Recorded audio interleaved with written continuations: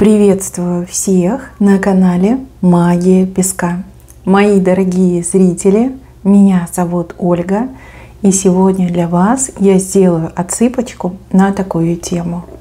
Кто вас боится? Кто это человек, либо эти люди, и почему они вас боятся? Загадайте, пожалуйста, на себя, ни о ком не думайте, песочек все покажет сам. Я прошу высшие силы дать мне возможность ответить на все ваши вопросы и послать для вас только лишь самую важную, нужную и полезную информацию.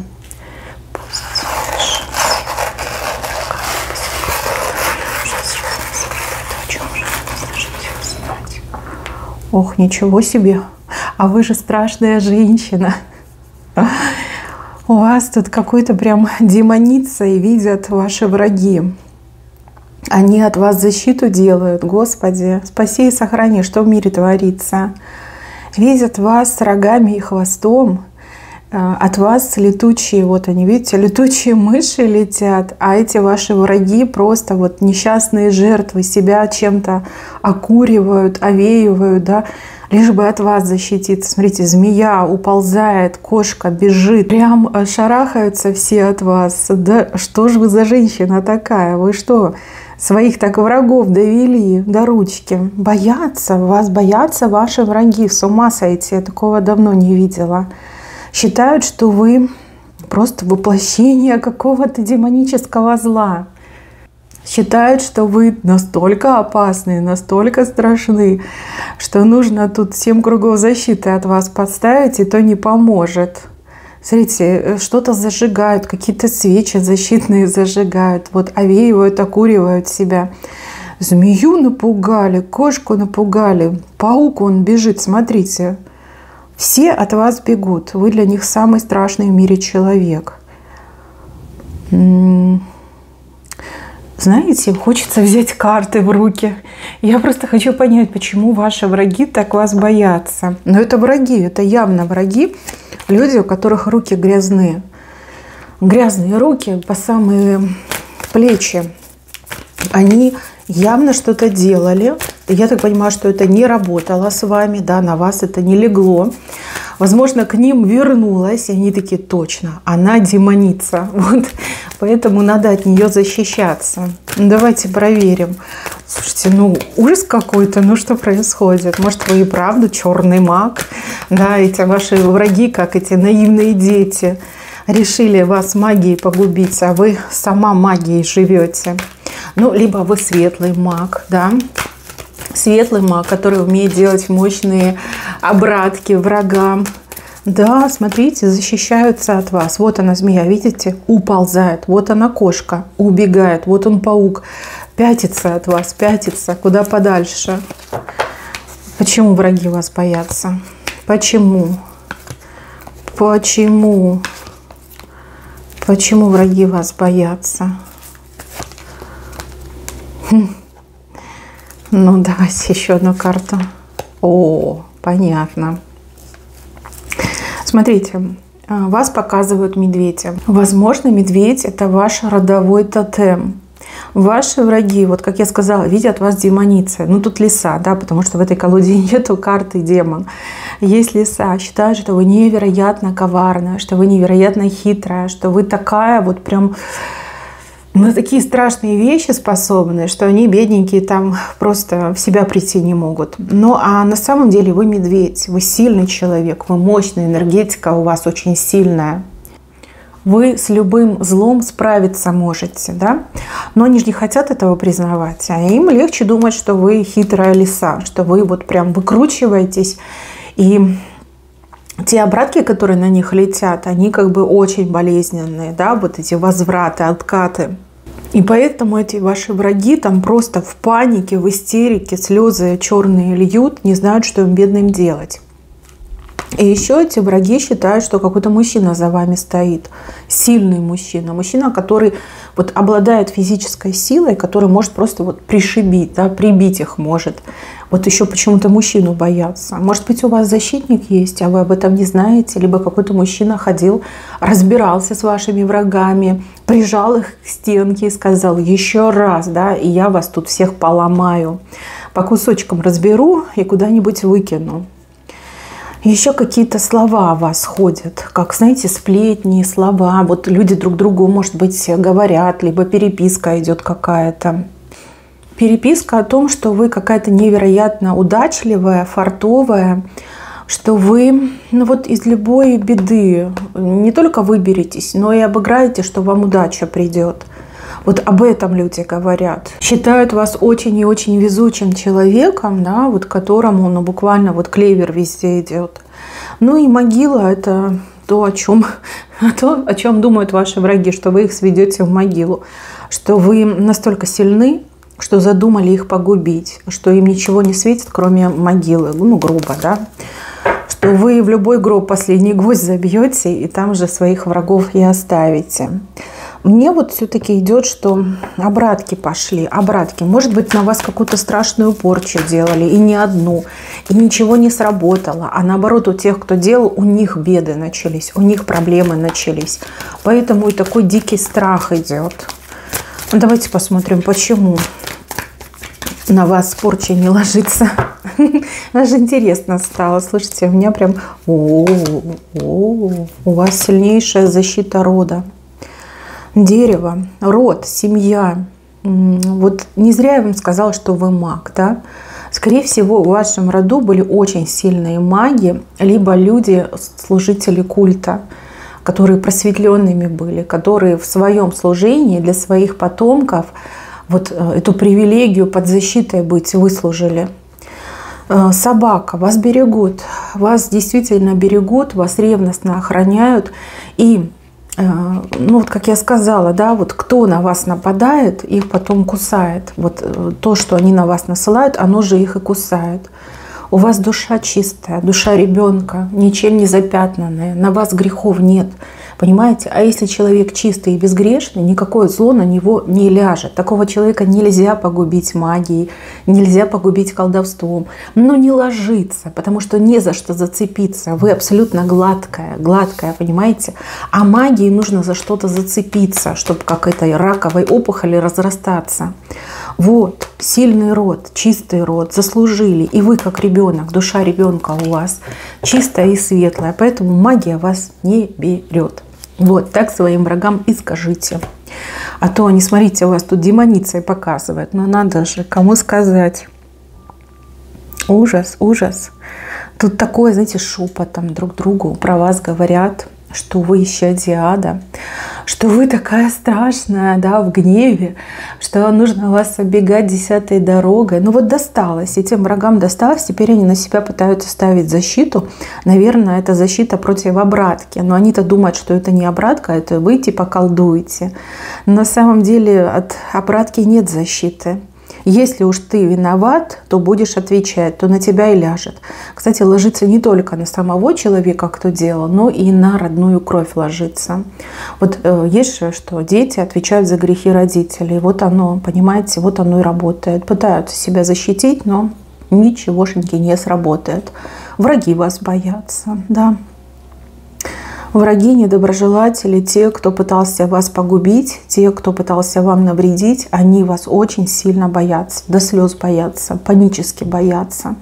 И говорят о вас, конечно, ужасные вещи, что вы тут прям демон во плоти, да, именно так и говорят, так вас и видят, так вас и воспринимают, понимаете, они в это верят, что вы такая. На самом деле это не так, вы просто сильный человек с крутой защитой, родовой защитой и с чистой душой. На вас негатив просто не ложится, вы его очень быстро как купируете, да, и назад отбрасываете. Кстати, у вас есть чувствительность к негативу, вы ощущаете от человека, вот какая энергия исходит. От своих врагов вы тоже чувствуете негатив. Скорее всего, вы стараетесь с ними не общаться, либо вы с ними не любезничаете. Да, потому что вы чувствуете, что от этого человека идет негативная волна. Ну что мне любезничать, либо распинаться, либо расшаркиваться с человеком, который мне зла желает, от которого я чувствую негатив. Вот это тоже, кстати, может быть для них таким прям триггером, что они подозревают, что вы зло воплоти, да, хотя за собой не хотят видеть, в зеркало не умеют смотреться, либо в зеркале они не видят, слепыми становятся, что они сами приспешники зла. Боятся, ваши враги вас боятся. Дальше, мои хорошие, мужчины вас боятся. Да, мужчины, которые вас окружают. И я скажу почему. Потому что вы очень правильная, строгая, хорошо воспитанная и уважающая себя женщина. Вот, вы никогда не будете рубахой парень, да, вы никогда не позволите за собой там неприлично ухаживать. Вы никогда не ответите на ухаживание мужчины, который вам не подходит. Да.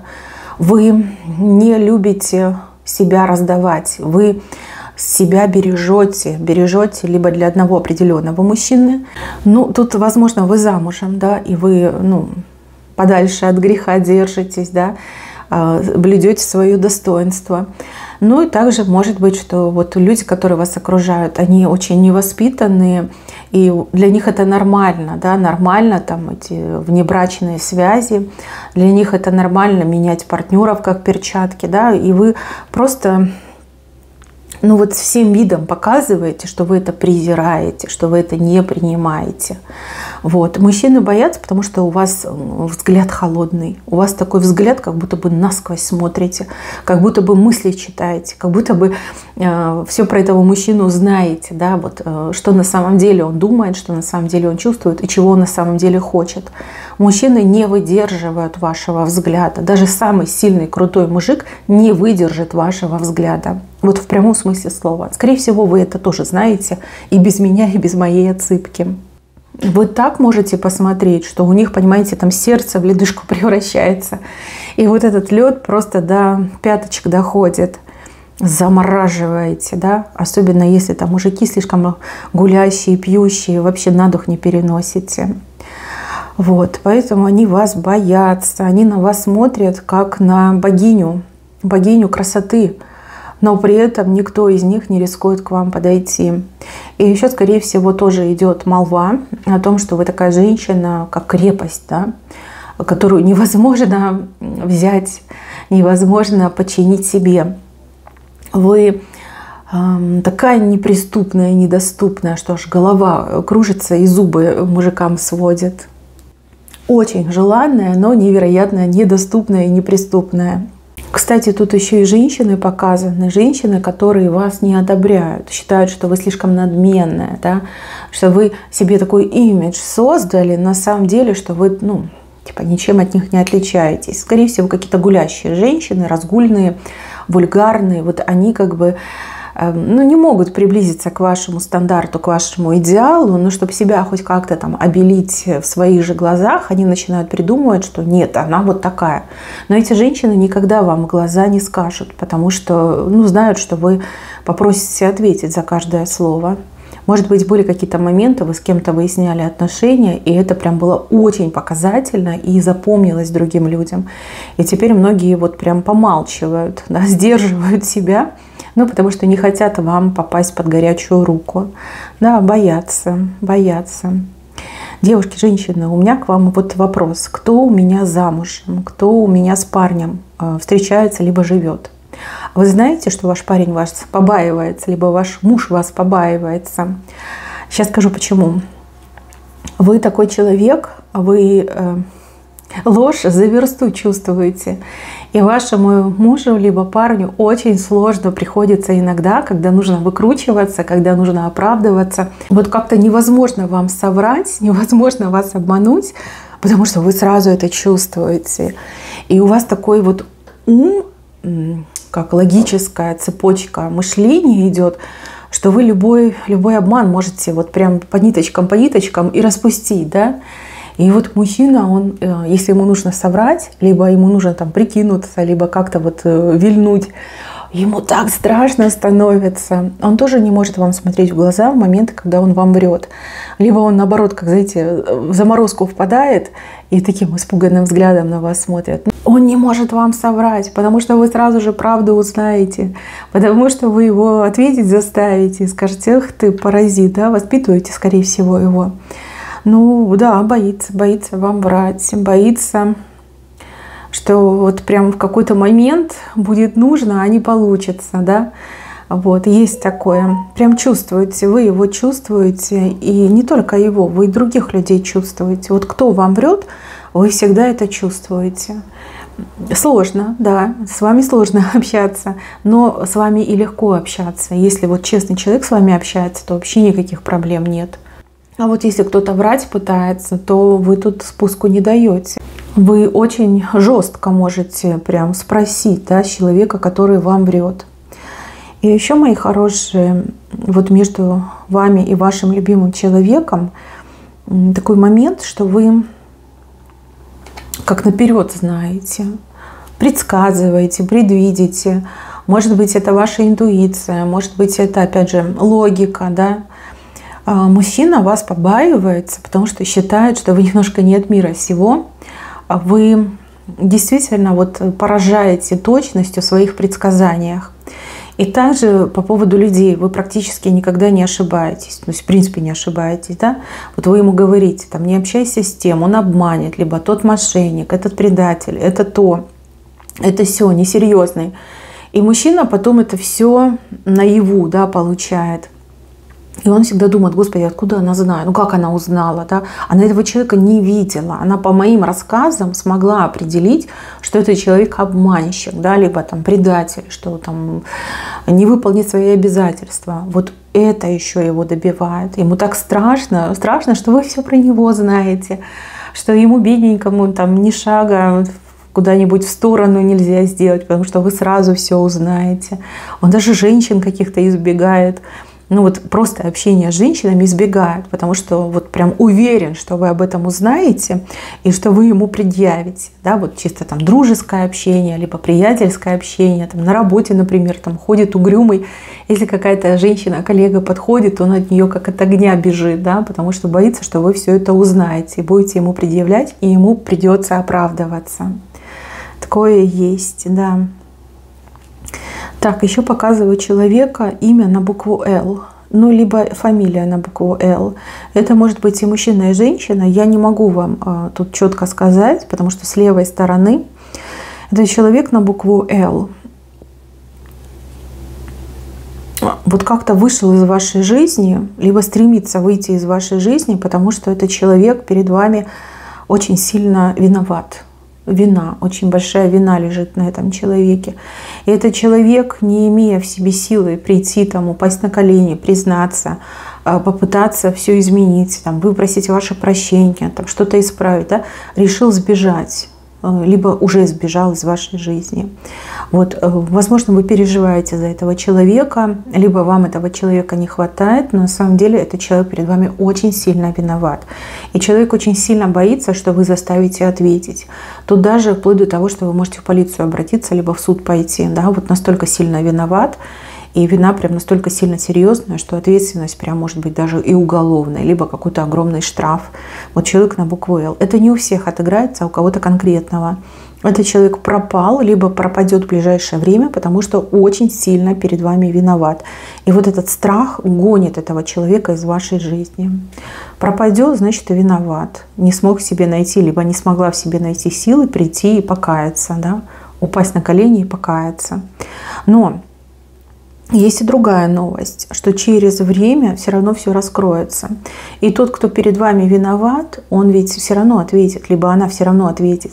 Тут даже не дело чести, а скорее как дело высшей справедливости. Да? Возможно, человеку давали срок, высшие силы давали срок, чтобы вот пришел и извинился. Возможно, высшие силы понимали, что вы там примете, простите, пусть не сразу, но все равно простите. Но человек решил идти от обратного, да, что вот не буду я просить прощения, лучше сбегу, спрячусь и типа меня никто не найдет. Найдут, высшие силы везде найдут. От высших сил нигде не спрячешься. Глупо, конечно, но что есть, то есть. Так, еще один момент, но тут больше, наверное, не про страх, а про уважение. На работе, скорее всего. Либо вы раньше работали, и вас там уважали, до сих пор помнят. Либо вы сейчас работаете, и вот вас уважают. Уважают и не хотят вас ничем обидеть и расстроить. То есть это не про страх, да, это про уважение. Возможно, вы педагогом работали, да, и очень много учеников, ваших подопечных, которые до сих пор хранят память о вас, о вашей манере преподавания и о том вкладе, который вы сделали в этих детей. То есть, возможно, они уже взрослые люди, и они вас вспоминают с уважением, вспоминают. Может быть, там раньше не слушались, но теперь вспоминают с уважением. То же самое на работе. Может быть, ну, как-то вот коллеги либо начальство не очень там, да, уделяло вам внимание, но теперь им не хватает вас. Они думают, вспоминают, уважают, ценят, там, пытаются жить по вашим там заветам, по вашим советам. Ну вот, либо сейчас тоже есть у вас на работе люди, которые действительно вас уважают и очень боятся вас чем-то обидеть, либо очень боятся вас потерять, да, что вы вот прям сорветесь и перейдете в конкурирующую фирму, либо в принципе уйдете с работы, очень боятся вас потерять. Ну, потому что ценят и уважают. Вот такой еще знак вышел. Так, мои хорошие, на этом у меня все. Берегите себя. Всем спасибо за внимание. Всем пока-пока.